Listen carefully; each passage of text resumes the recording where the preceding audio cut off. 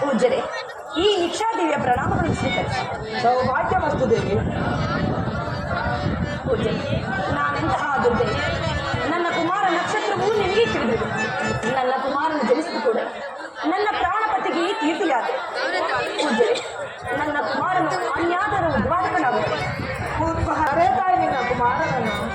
ಕುಮಾರ ರಕ್ತಬೀಜ. ಕುಮಾರ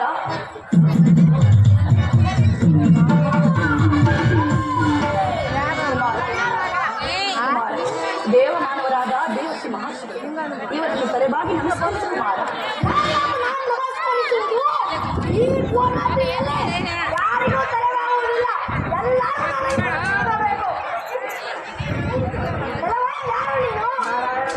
ಕುಮಾರ ಸರಿ ಸರಿ, ಈಗಲೇ ಕಲ್ಯಾಣಕ್ಕೆ ಪ್ರಾರಂಭ. ಮಗು ಕುಮಾರ, ದೊಡ್ಡವರನ್ನು ಆ ರೀತಿ ಮಾತನಾಡಿಸಬಾರದು.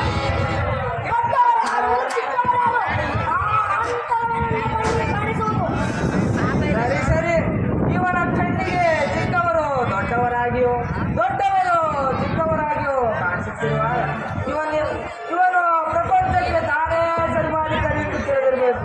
ಪಾಪ ಪಾಪ ಇವನೇನು ಮಾಡುವ, ಇವನ ಜೊತೆ ಕುಂಡಲಿಯಲ್ಲೇ ಇವನ ಜೊತೆ ನಾಶವನ್ನು ಶೋಧಿಸುತ್ತಿರುವಾಗ ಇವನೇನು ಮಾಡುವ?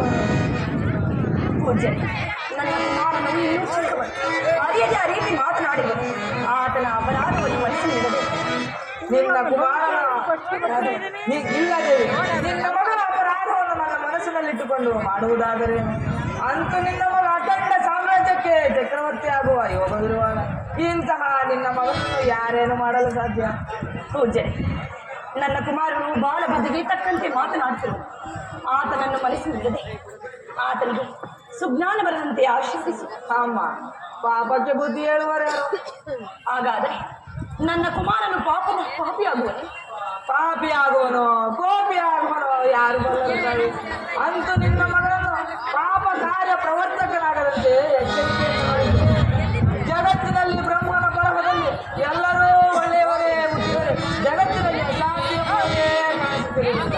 ಒಳ್ಳೆಯವರಿಗಾಗಿ ಕೆಟ್ಟವರು, ಕೆಟ್ಟವರಿಗಾಗಿ ಒಳ್ಳೆಯವರು ಹುಟ್ಟಲೇಬೇಕು. ಅಂತೂ ನಿನ್ನ ಮಗನಿಂದ ಲೋಕ ಉದ್ಧಾರವಾಗುವುದು ಅಥವಾ ಲೋಕ ಸಂಹಾರವಾಗುವುದು ಆ ಭಗವಂತನೇ ಬಲ್ಲ.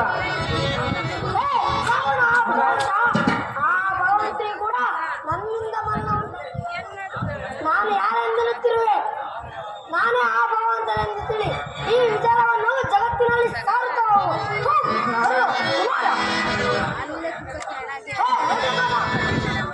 ನಾನು ಚಿಕ್ಕವರಿಂದ ಸಂಶಯ ಪಡ್ತಿರುವೆ, ಸಂಶಯ ಪಡೆಯದಿರು. ನೋಡು ಕುಮಾರ, ಹುಟ್ಟಿದ ಕೂಡಲೇ ಕೆಟ್ಟ ಗುಣಗಳನ್ನು ಕಟ್ಟಿಕೊಂಡು ಬರಲಿ. ದೊಡ್ಡವರನ್ನು ಆ ರೀತಿ ಮಾತನಾಡಕೂಡದು. ತಪ್ಪಾಯ್ತೆಂದು ನಮಸ್ಕರಿಸುತ್ತಂದ. ಅಮ್ಮ, ಯಾರಿಗೆ ನಮಸ್ಕಾರ ಮಾಡಿಯಲ್ಲಮ್ಮ, ಮನೆಯವರಿಗೆ ನಮಸ್ಕಾರ ಮಾಡಬೇಕು. ಇದೋ ಮಾರಾಯ, ನಿನ್ನ ಒಂದು ಅಡ್ಡ. ಕುಮಾರ, ಅಮ್ಮ, ನಾನಿನ್ನು ಬರುತ್ತೇನೆ. ನಿನ್ನ ಮಗನನ್ನು ಹೀಗೆ ಬಲಿಬಿಡಬೇಡ ನಾರಾಯಣ. ಪೂಜ್ಯರೇ, ಕುಮಾರ, ನೀನೆಂತಹ ಮಗ ಹುಟ್ಟಿದೆಯೋ ಆ ದೇವರು ನಿನಗಿಂತಹ ದುರ್ಬುದ್ಧಿ ಕೊಟ್ಟಿದ್ದನೋ ನಾನು ಅರಿವೆ. ಅಮ್ಮ, ಎಲ್ಲಿರಮ್ಮ ದೇವನು?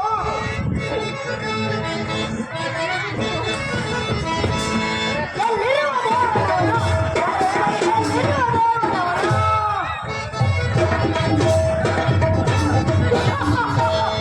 ಎಲ್ಲಿರುವ ದೇವನವನು? ಬರೆಯೊಳಗೆ ಎಲ್ಲಿರುವ ದೇವನವನು? ಅಮ್ಮ, ದೇವನಾವಲಿಯ ಈ ದೈತ್ಯ. ಕುಮಾರ, ದೇವನಾವಲಿಯ ಈ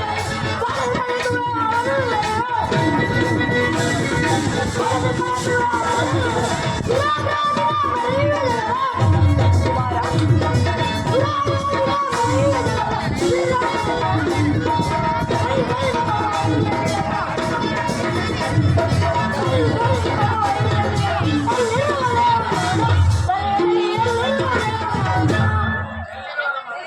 ಎಲ್ಲಿರಮ್ಮ ದೇವನು?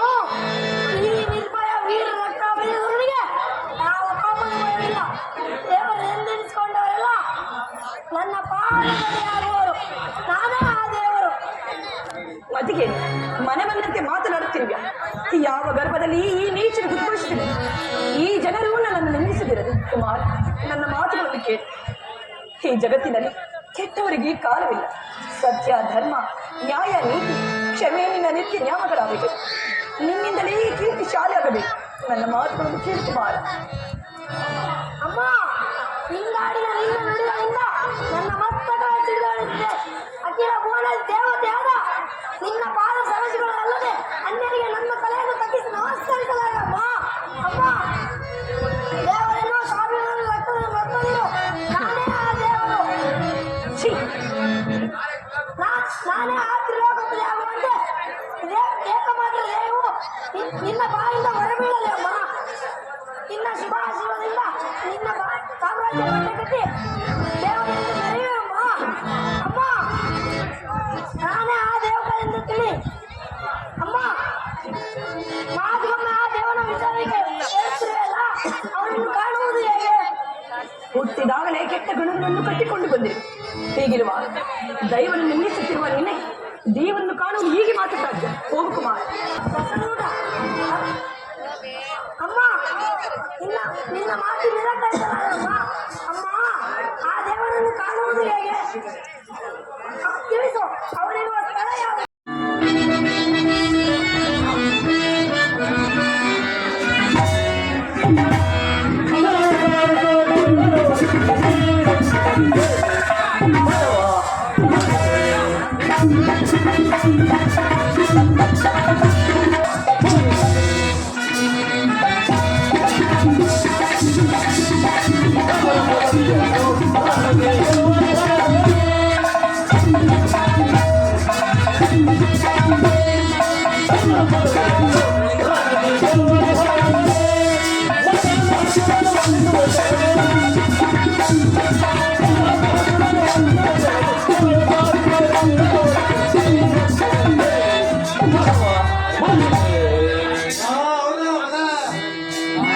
ಮಹಾತ್ಮರಾದ ನಾರದರು ಶಸ್ತ್ರ ವಿಜಯವನ್ನು ಪಡೆಯಲಾಗುವ ನನಗೆ ಶತ್ರುಗಾರಿಕೆಯನ್ನು ಹೊತ್ತಿಸುವುದರೆಂದು ಹೇಳುವುದವರು ಇದುವರೆಗೂ ಶತ್ರುವಿನ ಸಮಾಚಾರವನ್ನು ತಿಳಿಸಿಲ್ಲವಲ್ಲ.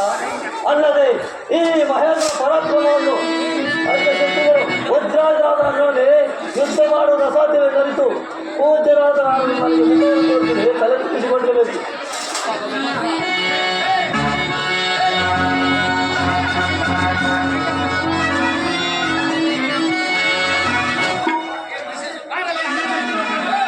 ಮಹಿಷಾಸುರ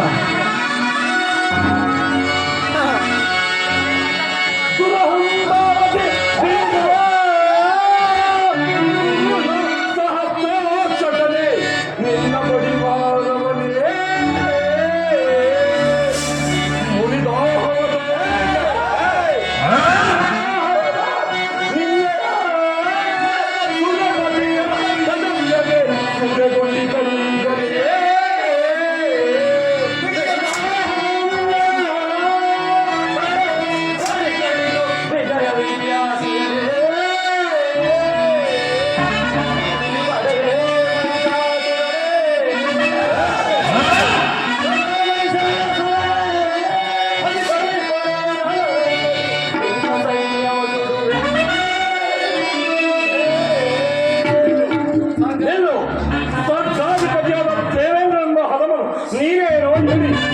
ಮೊದಲು ಬಿಡು ಈ ಸಿಂಹಾಸನವನ್ನು.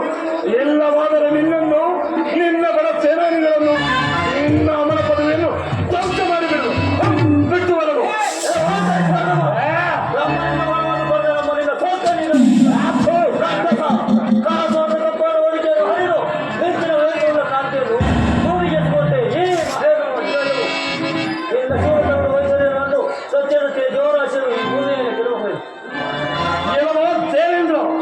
ಬ್ರಹ್ಮನಿಂದ ಹೊರಪಡೆದಿರುವ ನಾನು ನಿನ್ನ ಸೊಕ್ಕನ್ನು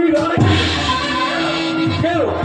ಈ ಜಗದ್ದಾಹಕ ಶಕ್ತಿಯು ಈ ಧೀರ ಮಹಿಷಾಸುರನಲ್ಲಿದೆ.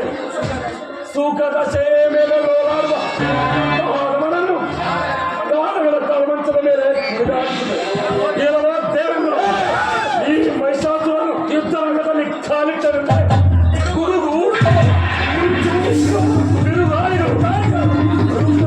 ನಿಂದಾಯಿಸಿದಂತೆ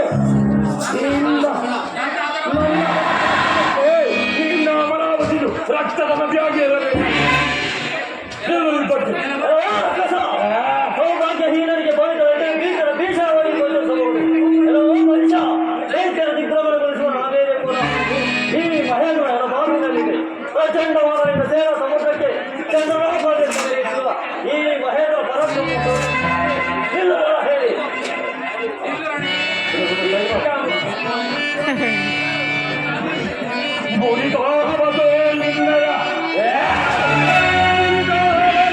ನಿನ್ನಯ ಸುರಪತಿಯ ಪದವಿಯಲ್ಲೇ ಸೂರ್ಯಗೊಂಡಿದ್ದರಿಂದಲೇ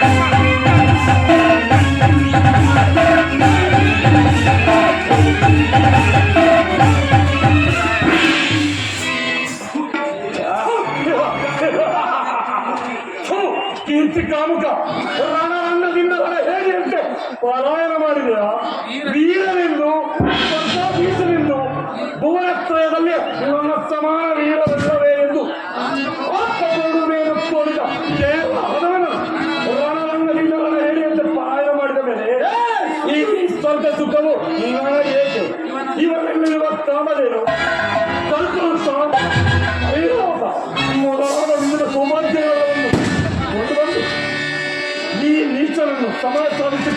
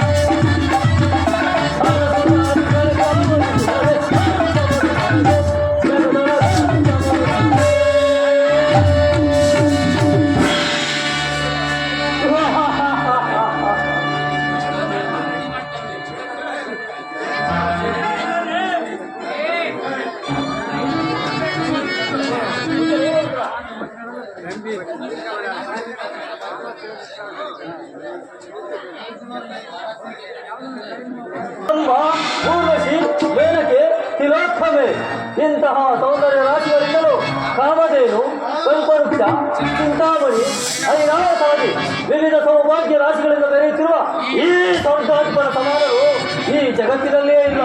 ತ್ರಿಭುವನದಲ್ಲಿ ನಾನೇ ಭಾಗ್ಯಶಾಲಿ.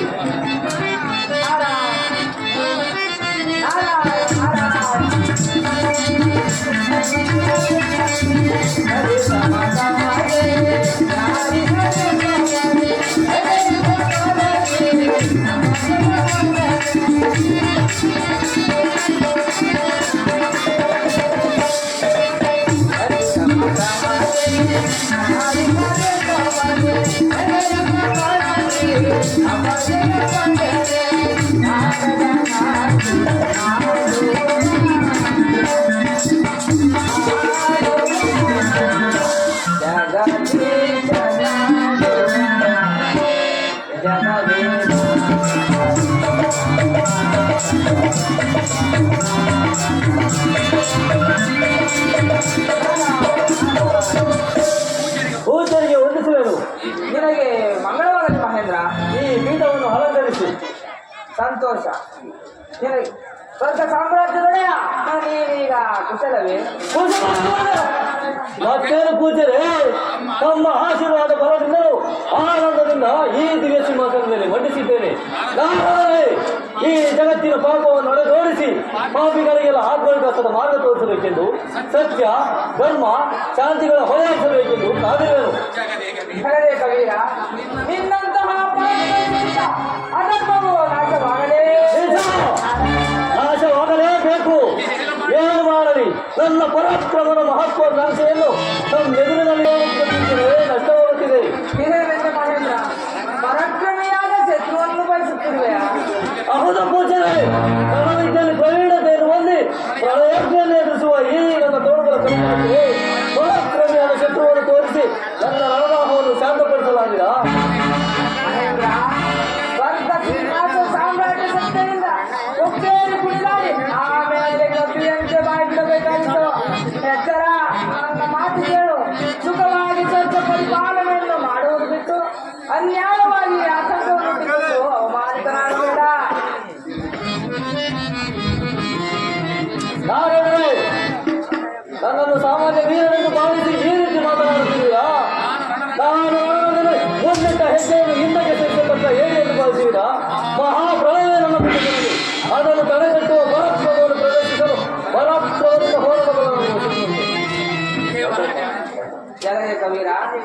ದೇವರಾಜ ನನ್ನ ಮಾತೇ ನಿನಗೆ ಹಿಡಿಸುವುದೇ ಕಾಣುತ್ತಿಲ್ಲ.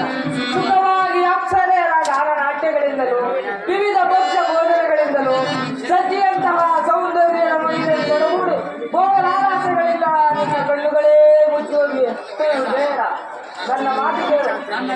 ನನ್ನಲ್ಲಿ ನಂಬಿಕೆ ಇಟ್ಟು ಬಯಸಿ ಬಂದಿರುವ ಶತ್ರುವಿನ ವಿಚಾರವನ್ನು ತಿಳಿದು ಶತ್ರು ಎಂದರೆ ಅಷ್ಟೊಂದು ಅಲ್ಪಕಾಲವೆಂದು ಭಾವಿಸಿದೆಯಾ?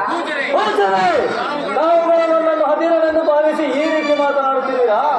ನಿಮ್ಮೆದುರಿನಲ್ಲಿ ನನ್ನ ಪೌರುಷ ಪರಾಕ್ರಮವನ್ನು ತೋರಿಸಿ ರಣಸಾಹಸಿ ಎಂದು ತ್ರಿಭುವನ ಪರಾಕ್ರಮ ಎಂದು ನಿನ್ನಿಂದಲೇ ಹೋಲಿಸಿಕೊಳ್ಳಬೇಕು. ದಯಮಾಡಿ ಪರಾಕ್ರಮದಿಂದ ಕಾದುವ ನನಗೊಬ್ಬ ಶತ್ರುವನ್ನು ಹುಡುಕಿ ಆ ವಾತಾವರಣ ಯುದ್ಧದಲ್ಲಿ ಜಯಗಳಿಸಿದ ನನ್ನನ್ನು ನೀವೇ ಹೊಗಳಬೇಕು. ನಾನೆಷ್ಟು ವಿಧವಾಗಿ ಹೇಳಿದರೂ ನನ್ನ ಮಾತೇ ನಿನಗೆ ಇಳಿಸಲಿಲ್ಲ. ವಿನಾಶಕಾಲೆ ವಿಪರೀತ ನಿನ್ನ ಸಾಹಸದ ಶೌರ್ಯವನ್ನೇ ಹೊಗಳುತ್ತೇವೆ. ತ್ರಿಭುವನದಲ್ಲಿ ನಿನ್ನಂತಹ ಪರಾಕ್ರಮಿಗಳಾದ ಬೇರೆಯಿಲ್ಲವೇ? ತ್ರಿಭುವನಗಳನ್ನೇ ಜಯಿಸುವಂತಹ ಶಕ್ತಿ ಸಾಮ್ರಾಟವಿಲ್ಲವೇ? ನಿನಗೆ ಏಕಿಂತಹ ದುರ್ಬುದ್ಧಿ ಹುಟ್ಟಿತು? ನೀವು ಕಾಣದಿದ್ದರೆ ನಾನು ತೋರಿಸಲು ಸಿದ್ಧನಿದ್ದೇನೆ. ನೀವು ನನಗಾಗಿ ಸರಿಯಾದ ವೈರ್ಯವನ್ನು ಹುಡುಕಿ ನನ್ನ ತೋಳುಗಳ ರಣಕಾಂಕ್ಷೆಯನ್ನು ನಿವಾರಿಸಿ ನನ್ನ ಶೌರ್ಯವನ್ನು ಜಗತ್ತಿನಲ್ಲೇ ವಿಸ್ತರಿಸಬೇಕು. ಇದೇ ನನ್ನ ಮಹತ್ವಾಕಾಂಕ್ಷೆ. ಸರಿ ಸರಿ, ನಿನ್ನ ಆಕಾಂಕ್ಷೆ ಅಂತ ನಿನಗೆ ಸರಿಯಾದ ವೈದ್ಯಂತೆ ಜೊತೆ ಮಾಡುವ ಬಾರು.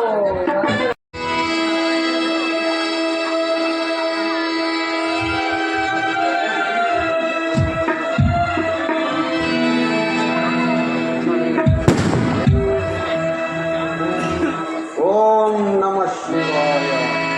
ಓಂ ನಮಃ ಶಿವಾಯ.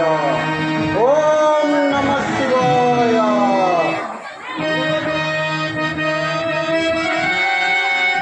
ಓ ದೇವ ಶಂಕರನೇ,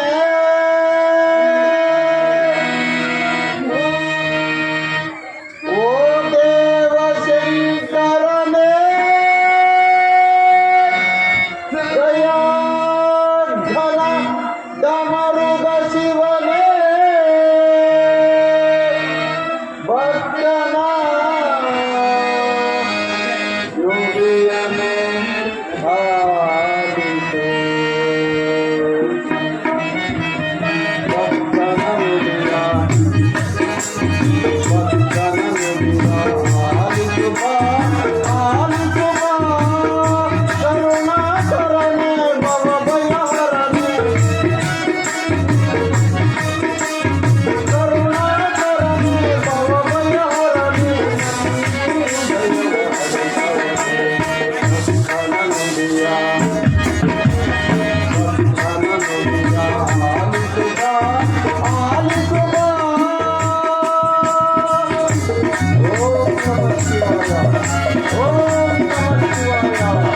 ಓಂ ನಮಃ ಶಿವಾಯ.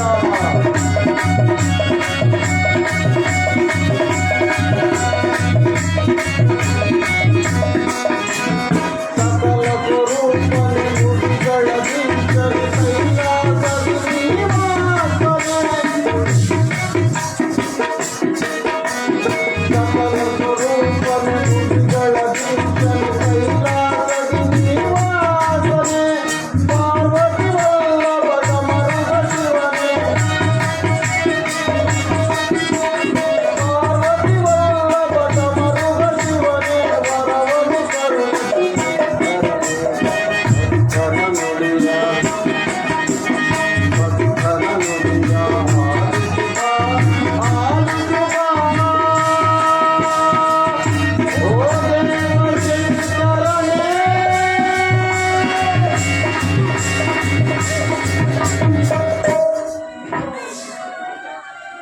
ಭೋ ಚಂದ್ರಮೌಳಿ, ಕಲ್ಪ ವೃಕ್ಷಗಳ ಸಂಜೀವಿನಿಯೇ, ಸತ್ಯ ಸ್ವರೂಪನೇ, ಭವಭಯ ದೂರನೇ, ನುಡಿಸು ನಿನ್ನ ಡಮರುಗದಿಂದ ನನ್ನಂತರಂಗದಲ್ಲಿ ಶಿವನಾಮವನ್ನು ಉಚ್ಚರಿಸು. ಅನಲ ನೇತ್ರನೇ, ಅಮೃತ ನಿರ್ಜನನೇ, ಭಕ್ತನಾದ ನನ್ನಲ್ಲಿ ಕರುಣೆ ತೋರಿ ಕಾಪಾಡು. ಇದೋ ನೀನು ಕಾಣಿಸದೆ ಹೊರತು ನಾನು ಈ ತಪಸ್ಸಿನಿಂದ ಮೇಲೇರುವೆನು. ಇದೇ ನನ್ನ ದೃಢ ಪ್ರತಿಜ್ಞೆ, ಇದೇ ನನ್ನ ಬಲವಾದ ಪ್ರತಿಜ್ಞೆ.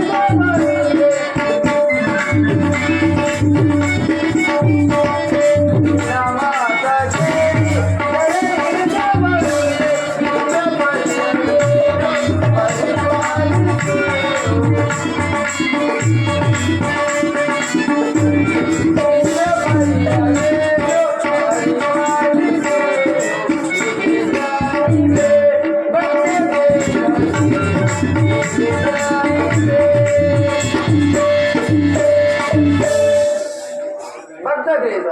ಯಾರು ನೀವು?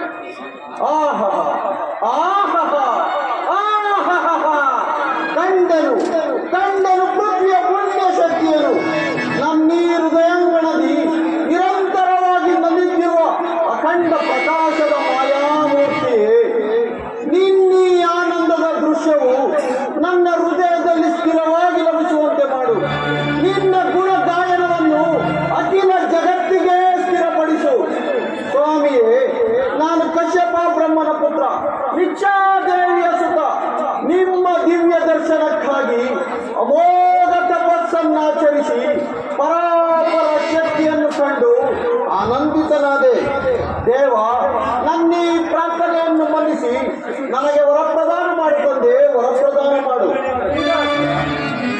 ರುಜಿರಾಸುರ, ನಿನ್ನ ಅಭಿಷ್ಟವೇನು ಹೇಳು, ನಡೆಸಲು ಸಿದ್ಧನಿರುವೆ. ದೇವ, ಈ ಭುವನತ್ರಯದಲ್ಲಿ ಯಾವ ದೇವ ದಾನವ ಮಾನವರಿಂದಾಗಲಿ, ದುಷ್ಟದಿ ವ್ಯಾಘ್ರದಿ ಮೃಗ ಸರ್ಪ ಕ್ರಿಮಿ ಕೀಟಗಳಿಂದಾಗಲಿ, ಕಠೋರವಾದ ಅಸ್ತ್ರಗಳಿಂದಾಗಲಿ, ಶಸ್ತ್ರಗಳಿಂದಾಗಲಿ ನನಗೆ ಮರಣ ಬಾರದಂತೆಯೂ ಮತ್ತು ಈ ರುದಿರನ ಹೃದಯದಿಂದ ಒಂದು ಹನಿ ರಕ್ತವು ಈ ಭೂಮಿಗೆ ಬಿದ್ದಾಕ್ಷಣವೇ ನನ್ನಂತಹ ದೈತ್ಯರು ಅಸಂಖ್ಯಾತವಾಗಿ ಉದ್ಭವಿಸುವಂತೆ ವರವನ್ನಿತ್ತು ನನ್ನನ್ನು ಧನ್ಯನಾಗಿ ಮಾಡುತ್ತಂದೆ. ಧನ್ಯನಾಗಿ ಮಾಡು.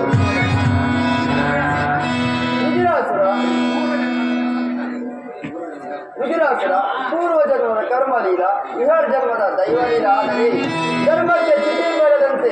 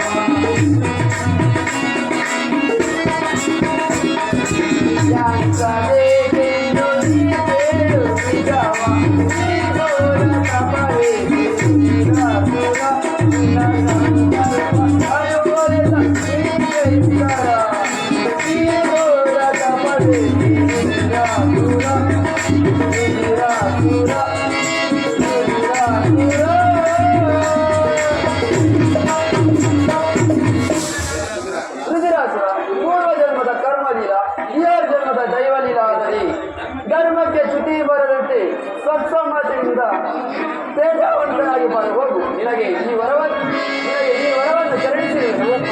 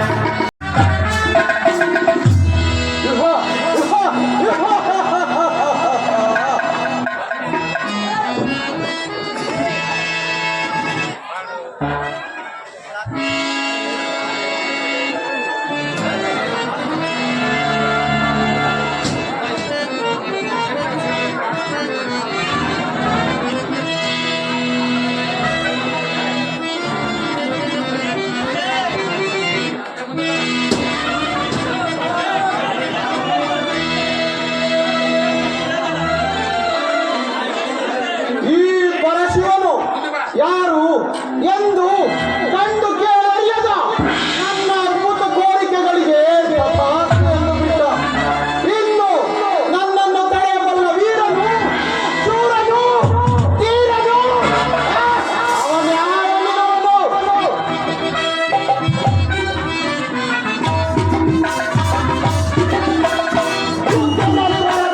ಈ ನನ್ನ ತೀರ್ಥನಿಗೆ ಅವಿರಾಮ ಕತ್ತರಿಸಿ ನಡೆಸುವವ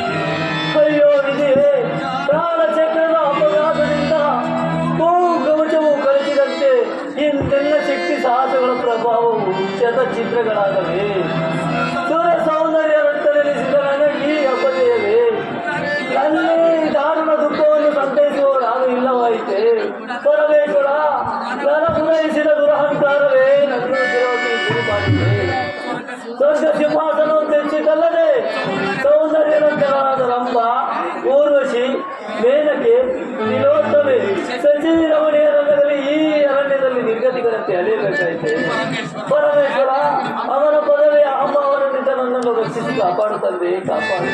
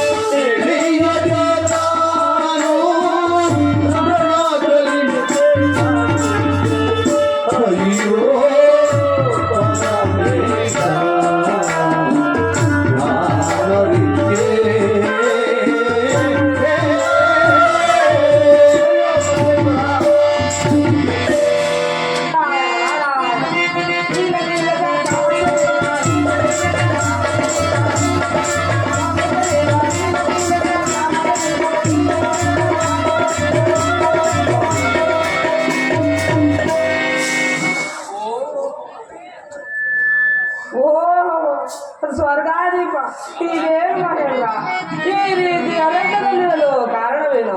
ಸ್ವಾಮಿ ನನ್ನನ್ನು ಉದ್ಧರಿಸಿ ಕಾಪಾಡಿ. ಇದೇನು ಮಹೇಂದ್ರ ನಿನ್ನ ಆಕಾಂಕ್ಷೆಯಂತೆ ನಿನಗೆ ಸರಿಯಾದ ವೈರಿಯನ್ನೇ ಜೊತೆ ಮಾಡಿದನಲ್ಲ, ಇನ್ನು ನನ್ನಿಂದ ಆಗತಕ್ಕ ಕಾರ್ಯವೇನು? ಪೂಜ್ಯರೇ ವೈರಿಯನ್ನೇನೋ ಜೊತೆ ಮಾಡಿದ್ರಿ, ಆದರೆ ಮಹೇಂದ್ರ ಆ ವೈರಿಯಿಂದ ನಿನ್ನ ರಣಕಾಂಕ್ಷೆಯನ್ನು ಪೂರ್ಣಗೊಳಿಸಲು ಸಾಧ್ಯವಾಗಲಿಲ್ಲವೇ? ನಾರದರೆ ಆ ಪರಾಕ್ರಮಿಯೊಡನೆ ಹೋರಾಡಲು ನನ್ನಿಂದ ಸಾಧ್ಯವಾಗಲಿಲ್ಲ. ಪರಾಕ್ರಮೆ ರಣ ದುರಂಧರ ನಿನ್ನ ಶೌರ್ಯದ ಮುಂದೆ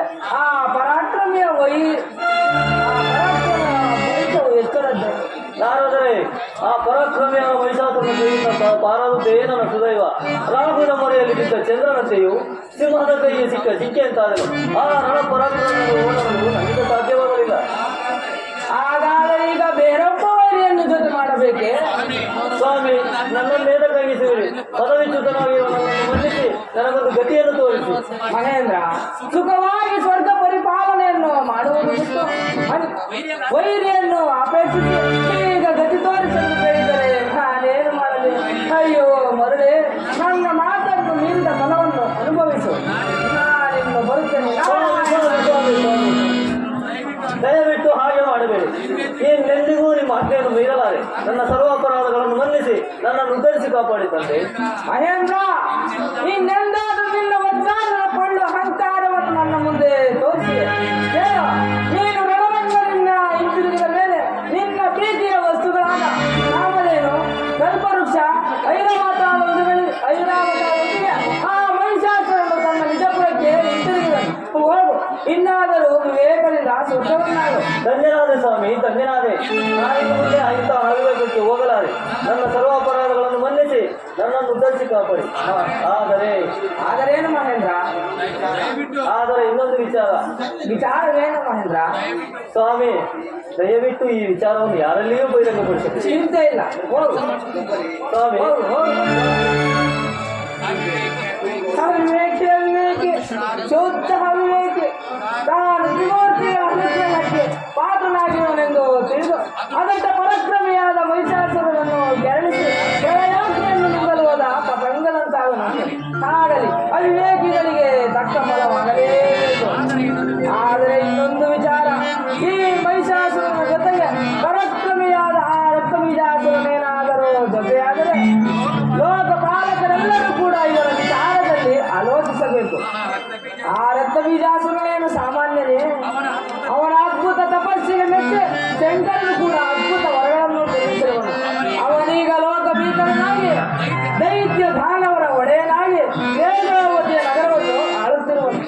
ಇಂತಹ ರಕ್ಕಸರಿಂದ ಧರ್ಮ ರಕ್ಷಣೆಗಾಗಿ ನಾನೆಷ್ಟು ಶ್ರಮಿಸಬೇಕು ಅರಿಯಲಾಗಿದೆ.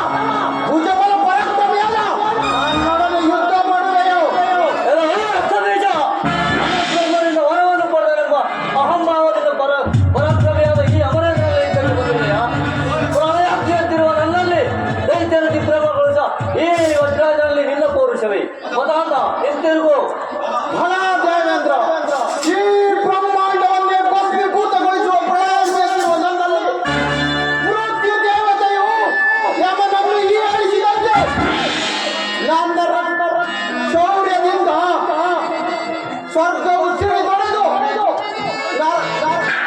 ದೇವತೆಯ ಸಮೂಹವು ಪಟ ಪಟದ ಸಿಡಿದು ನರಕಕುಂಡದಲ್ಲಿ ಬೀಳುವುದು, ಧರ್ಮ ಕೀರ್ತಿಯು ಕುಸಿದು ಸಮರಸಿಂಹನಾದ ನನ್ನಲ್ಲಿ ಪೌರುಷವೇ ಮದಾಂಧ. ಪೌರುಷ ಅನಿವಾರ್ಯದ ಅಪಮಾನದಿಂದ ಮೊದಲೇ ಬೆಂಡಾದ ಈ ಸ್ವರ್ಗಾಧಿಪನಲ್ಲಿ ಪೌರುಷದ ಹೊಗೆ ಆಡುತ್ತಿದೆ.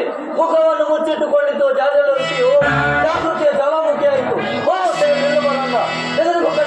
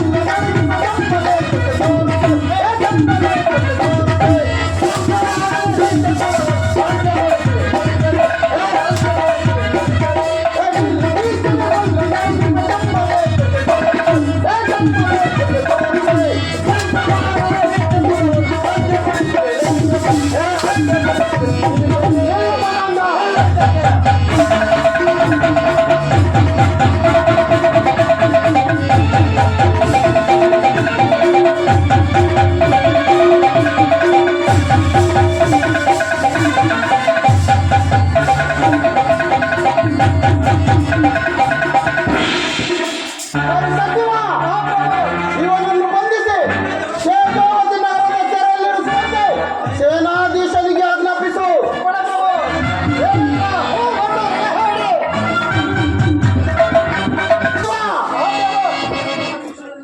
ಸ್ವರ್ಗಾಧೀಶನನ್ನು ಜಯಿಸಿ ಸ್ವರ್ಗಾಧಿಪತಿಯಾದೆ.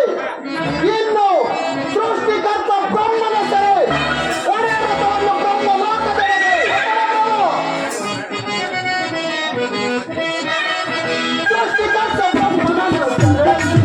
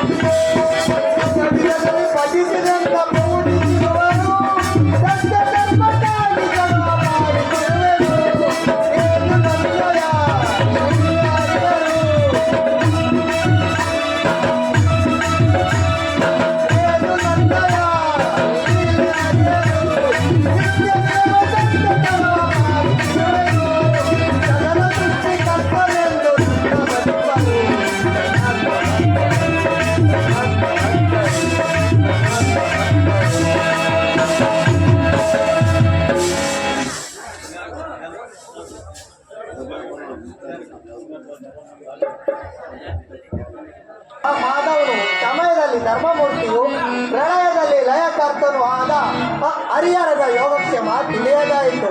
ಈ ದಿನ ನಾನೇ ಕೈಲಾಸಕ್ಕೂ ವೈಕುಂಠಕ್ಕೂ ಹೋಗಿ ಹರಿಹರನ ಯೋಗಕ್ಷೇಮವನ್ನು ತಿಳಿದು ಬರುವೆ.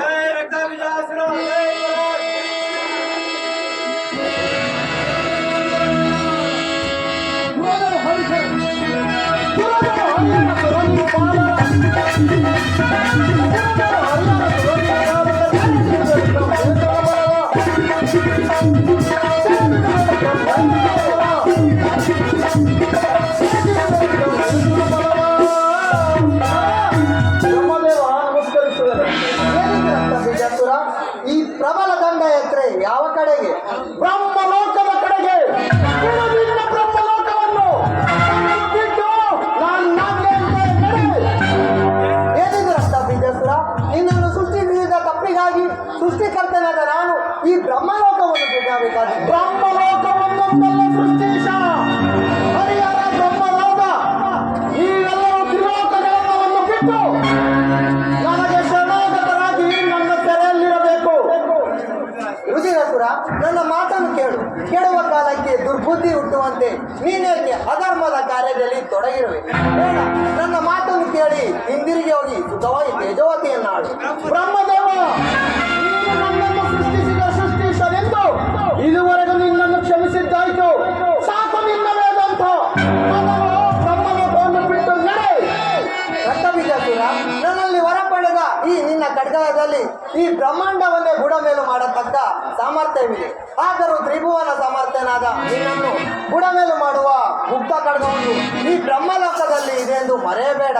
ತ್ರಿಲೋಕಾಧಿಪತಿಯಾಗುವ ದುರಂತಕ್ಕೆ ಒಳಗಾಗದೆ ಹಿಂದಿರುಗಿ ಹೋಗು. ಸಾಕು ಮಾಡು ಬ್ರಹ್ಮದೇವ. ನಾನು ತುಷ್ಟ ಪ್ರಾಣವನ್ನು ಬಿಡತಕ್ಕ ವೀರನೂ ಅಲ್ಲ,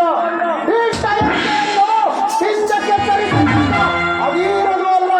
ಮಹಾಪ್ರಳಯವೇ ನನ್ನ ನಟ್ಟಿಸಿದರು ತಡೆಗಟ್ಟಬಲ್ಲ ಸಮ ಸಾಹಸವು ಈ ರುಜಿರಾಸುರನಲ್ಲಿದೆ. ಈಗ ಸುಮ್ಮನೆ ಸತ್ಯವನ್ನು ಕೊಂಡು ಬಿಡವೋ ಅಥವಾ ಜಗದೇಕ ಕಲಿಯಾದ ನನ್ನವರೇ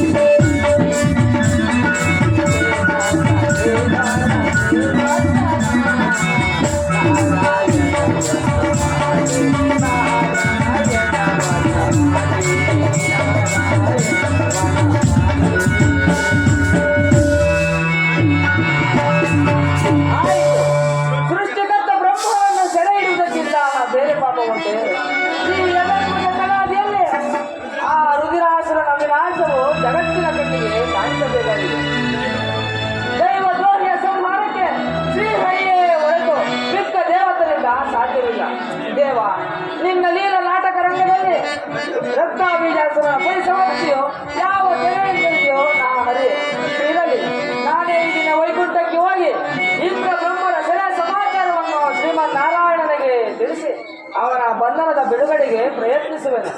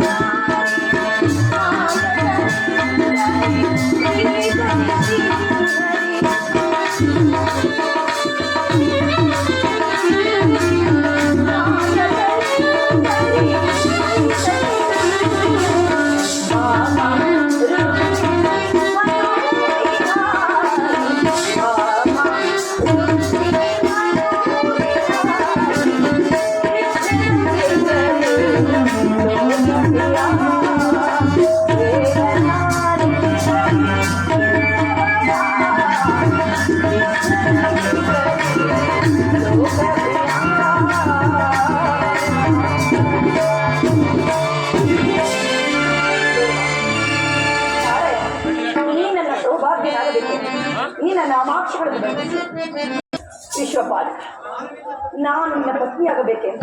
ನಾಮಾಕ್ಷರವನ್ನು ಬದಿಸಿ ನಿನ್ನ ಸಹಧರ್ಮಿಯಾಗಿ ಎಲ್ಲಿ ಬಾ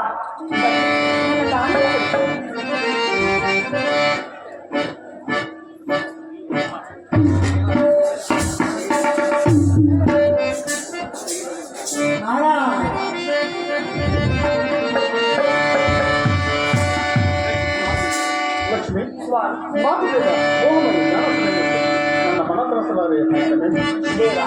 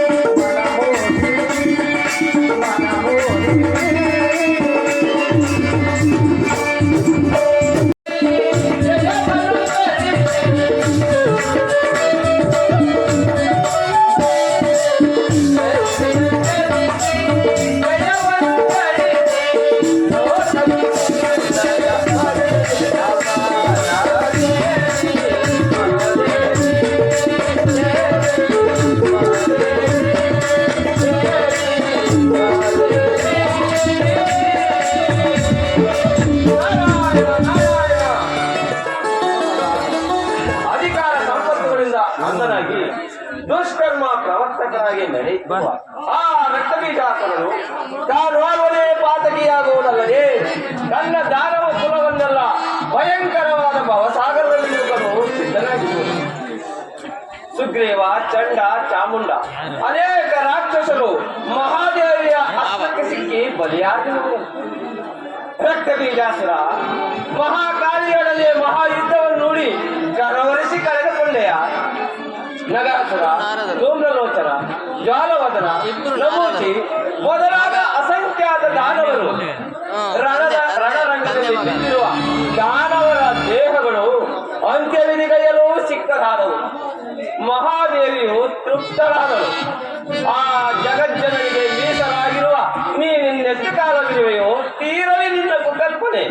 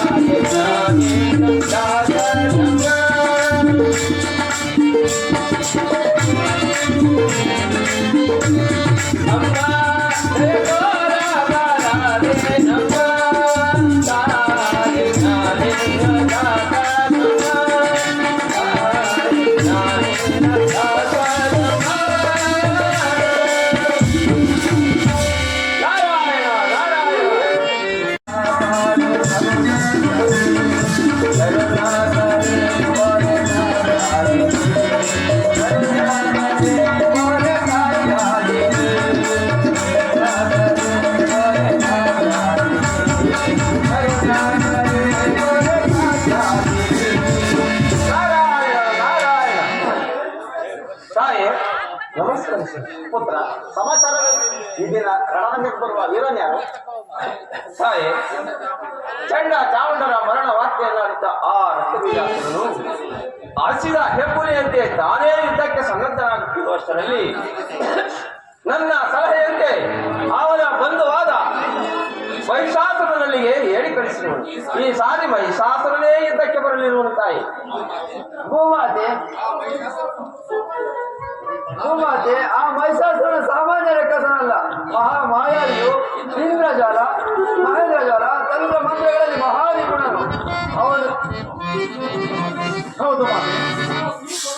ಈ ಪರಶುವನಿಗೆ ಮಹಿಷಾಸುರನ ಪರಾಕ್ರಮ ಚೆನ್ನಾಗಿ ತಿಳಿದಿರಬೇಕು. ಏಕೆಂದರೆ ವರವನ್ನು ಕರುಣಿಸಿದ ಕರುಣಾಕರ